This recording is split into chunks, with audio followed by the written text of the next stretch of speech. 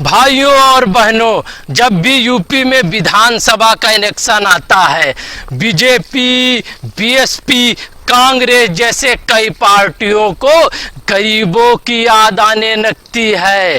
आज जिस तरह यूपी में गरीबी और अमीरी की दूरी बढ़ी है, अगर किसी के सरकार के नेतृत्व में बढ़ सकती है तो वो बीजेपी की सरकार में के नेतृत्व में बढ़ सकती है।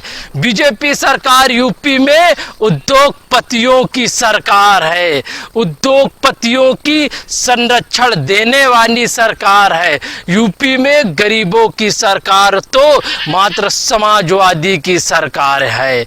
यूपी में जिस तरह बीजेपी की एक बड़ी कूटनीति रही है कि उद्योगपतियों को बढ़ाया जाए, गरीबों को मात्र इलेक्शन में चूतिया बनाया जाए, बढ़ाया ना जाए।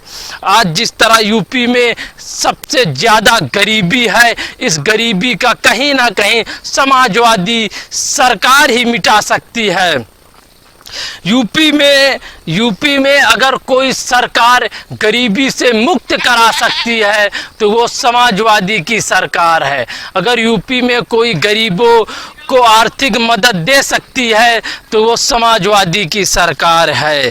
बीजेपी सरकार जिस तरह गरीबों को धोखा दिया है, ये धोखे का बदला बीजेपी सरकार से सन 2022 में बीजेपी सरकार को नेतृत्व से गिराकर ये यूपी की जनता लेगी। गरीबों की आर्थिक मदद देने वाली अगर यूपी में कोई सरकार है तो समाजवादी सरकार है। बीजेपी की एक ये कूटनीति रही है कि अगर यूपी में गरीबों को बढ़ा दिया जाएगा तो हमारे पास इलेक्शन लड़ने के लिए कोई मुद्दा नहीं रहेगा। इसी कारण बीजेपी की ये रणनीति से आज भी यूपी में गरीबी रेखा सबसे ज़्यादा है। यूपी में गरीबी से अगर कोई मुक्त करा सकता है तो वो समाजवादी की सरकार है। धन्यवाद सचेन सिंह। जय हिंद।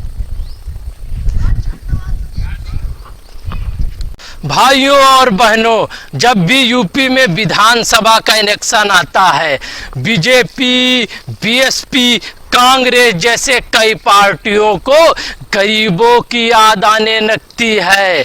आज जिस तरह यूपी में गरीबी और अमीरी की दूरी बढ़ी है, अगर किसी के सरकार के नेतृत्व में बढ़ सकती है तो वो बीजेपी की सरकार में के नेतृत्व में बढ़ सकती है।